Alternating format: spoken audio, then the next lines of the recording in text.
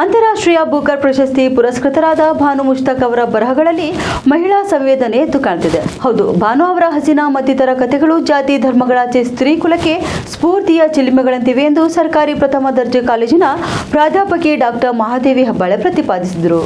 ಕರ್ನಾಟಕ ಸಾಹಿತ್ಯ ಅಕಾಡೆಮಿ ಬೆಂಗಳೂರು, ಚಕೋರ ಸಾಹಿತ್ಯ ವಿಚಾರ ವೇದಿಕೆ ಬೀದರ್ ಹಾಗೂ ಬೀದರ್ ವೈದ್ಯಕೀಯ ವಿಜ್ಞಾನಗಳ ಸಂಸ್ಥೆ ಮತ್ತು ಬ್ರಿಮ್ಸ್ ಕನ್ನಡ ಸಂಘದ ಸಹಯೋಗದಲ್ಲಿ ಬ್ರಿಮ್ಸ್ ಕಾಲೇಜಿನ ಸಭಾಂಗಣದಲ್ಲಿ ಆಯೋಜನೆ ಮಾಡಿದಂಥ ಅಂತಾರಾಷ್ಟ್ರೀಯ ಬೂಕರ್ ಪ್ರಶಸ್ತಿ ಪುರಸ್ಕೃತ ಭಾನು ಮುಷ್ತಾಕ್ ಅವರ ಕುರಿತು ವಿಶೇಷ ಉಪನ್ಯಾಸ ಕಾರ್ಯಕ್ರಮದಲ್ಲಿ ಮಾತನಾಡಿದರು.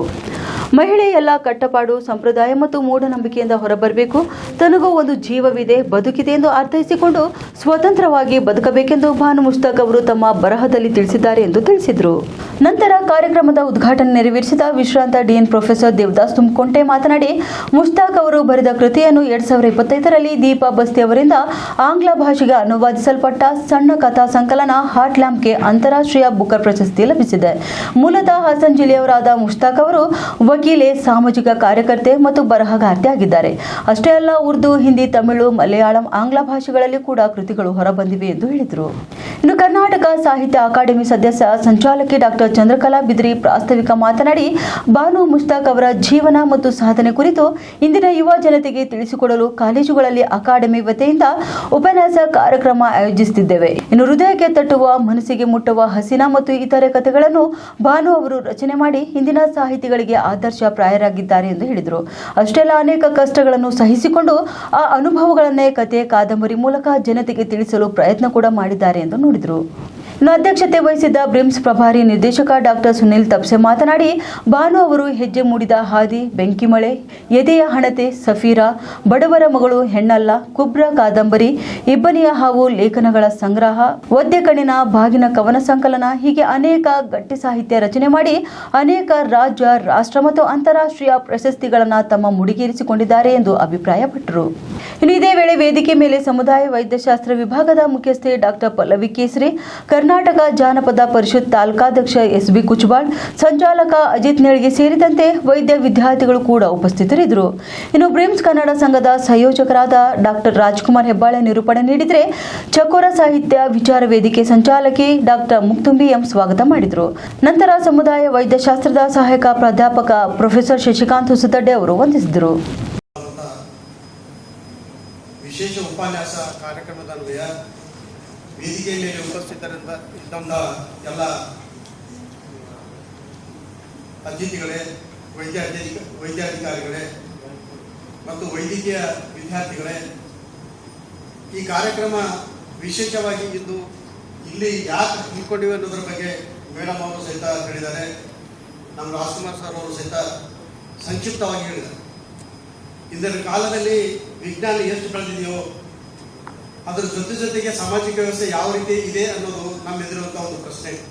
ಒಂದು ಸಣ್ಣ ಕಥೆ ಮೂಲಕ ನಿಮ್ಮ ಮುಂದೆ ನಾನು ನನ್ನ ಎರಡು ವಿಚಾರಗಳು ಕಳಿಸ್ತೀನಿ. ನೀವು ವಾಟ್ಸಪ್ಗಳಲ್ಲಿ ಸಹಿತ ನೋಡಿರ್ಬೋದು. ಹೀಗೆ ಹಾಗೆ ಹೋಗುತ್ತಿರುವಾಗ ಹಳ್ಳಿ ಊರಿನಲ್ಲಿ ಒಂದು ಬಾವಿ ಇತ್ತು. ಆ ಬಾವಿಯಲ್ಲಿ ಯಾರೋ ಮನುಷ್ಯ ಬಿದ್ದಿದ್ರು. ಮೂರು ಜನ ಎಲ್ಲ ಬಂದು ಏನು ಮಾಡ್ತಿದ್ರೆ, ಬಾವಿ ಹಣಿಗಾಗಿ ನೋಡ್ತಾ ಇದ್ರು. ಬಾಬು ಬಂದ, ಮತ್ತೊಬ್ಬ ಮೂರು ಜನ ಎಲ್ಲ ಬಂದು ನೋಡ್ತಾ ಇದ್ದಾರೆ ಹಣಿಗಾಗಿ. ಏನಾಗಿದೆ ಅದು ಬಾಯ್ದಾಗ ಬಿದ್ದವನಪ್ಪ, ಬೀದರ್ ಭಾಷೆ ಹೇಳ್ತಾರೆ. ಬಾವಿದಾಗ ಬಿದ್ದ ಮನುಷ್ಯ, ಬಾವಿದಾಗ ಬಿದ್ದ ಎಲ್ಲ ಜನ ಸುಮಾರು ಒಂದು 100, 150, 200 ಜನ ಎಲ್ಲ ಅದೇ ಥರ ನೋಡ್ತಾರೆ. ಆಮೇಲೆ ಏನಾಯ್ತು ಅಂತ ಇನ್ನೊಬ್ಬ ಓಡ್ಕೋತ ಬಂದು ಏನು ಮಾಡೋದು, ಏನಾಗಿದೆ ಇಂಥವ್ ಬೈದಾಗ ಬಿದ್ದಾನ, ಇಂಥವ್ ಹೆಸರು ಹೇಳಿದ್ರು, ಇಂಥವ್ ಬೈದಾಗ ಬಿದ್ದಾನ ಅಂತ ತಕ್ಷಣ ಅವ ಇದೇ ಥರ ಪ್ಯಾಂಟ್ ಶರ್ಟು ಚಪ್ಪಲಿನೂ ಕಳೆದಿಲ್ಲ. ಇಮಿಡಿಯೇಟ್ ಆಗಿ ಅದನ್ನು ಸಿಡಿದ್ಬಿಟ್ಟ. ಅದರಲ್ಲಿ ಬಾವಿಯಲ್ಲಿ ಬಿಟ್ಟ ತಕ್ಷಣ ಏನು ಮಾಡಿದ್ರು, ಅವಸರದಿಂದ ಅವ್ರಿಗೆ ಏನು ಮಾಡಿ ಬಚಾವ್ ಮಾಡಿ ಮ್ಯಾಲ ತಂದಾಗ ಎಲ್ಲರೂ ಆಶ್ಚರ್ಯಪಟ್ಟರು. ಎಷ್ಟು ಗ್ರೇಟ್ ಕೆಲಸ ಮಾಡಿದ್ರು ನೀವು, ಎಂಥ ಕೆಲಸ ಮಾಡಿದ್ರು, ಹ್ಯಾಂಗೆ ತಂದಪ್ಪ ಭಾಳ ದೊಡ್ಡ ಕೆಲಸ ಮಾಡಿದೆ ಅಂತ ಕೇಳಿದ್ರಂತ. ಅವಾಗ ಉತ್ತರ ಸಾಹಿತ್ಯ ಅಕಾಡೆಮಿಯ ಸದಸ್ಯರಾಗಿದ್ದು ಗುಲ್ಬರ್ಗ ಮತ್ತು ಬೀದರ್ ಜವಾಬ್ದಾರಿ ನನಗಿದೆ. ಇಲ್ಲಿ ವಿವಿಧ ಸಾಹಿತ್ಯಿಕ ಚಟುವಟಿಕೆಗಳ ಬಗ್ಗೆ ಕಾರ್ಯಕ್ರಮಗಳನ್ನು ಹಮ್ಮಿಕೊಳ್ಳುವಂತಹ ಒಂದು ಜವಾಬ್ದಾರಿ ನಮ್ಮ ಮೇಲಿದೆ. ನಮಗೆ ಬಹಳ ಸಂತೋಷ ಆಗ್ತಾ ಇರೋದು ಏನು ಅಂದ್ರೆ, ನಾವು ಸದಸ್ಯರಾಗಿದ್ದಾಗ ಹಸೀನಾ ಇವರಿಗೆ ಯಾವುದು ಹಾರ್ಟ್ ಲ್ಯಾಂಪ್ ಕೃತಿಗೆ ಬೂಕರ್ ಪ್ರಶಸ್ತಿ ಬಂತಲ್ಲ, ನಿಜವಾಗೂ ಅದು ನಮ್ಮ ಸೌಭಾಗ್ಯ ಅಂತ ನಾನು ತಿಳ್ಕೊಳ್ತೀನಿ. ಇದು ಬರೀ ನಮ್ಮ ಸೌಭಾಗ್ಯ ಅಲ್ಲ, ಇಡೀ ಕನ್ನಡಿಗರ, ಇಡೀ ಭಾರತೀಯರ ಸೌಭಾಗ್ಯವೂ ಆಗಿದೆ. ಯಾಕಂದ್ರೆ ಇದೊಂದು ಸಾಮಾನ್ಯ ಪ್ರಶಸ್ತಿ ಅಲ್ಲ. ಕೇವಲ ಲಂಡನ್ನಿನ ಜನರಿಗೆ, ಐರ್ಲೆಂಡ್ ಜನರಿಗೆ ಮಾತ್ರ ಸಿಗ್ತಾ ಇರುವಂತಹ ಒಂದು ಪ್ರಶಸ್ತಿ ಇವತ್ತು ಭಾರತೀಯರಿಗೆ ಸಿಕ್ಕಿದೆಯಲ್ಲ, ಅದಕ್ಕಿಂತ ದೊಡ್ಡ ಸಂತೋಷ ಮತ್ತೊಂದು ಇಲ್ಲ.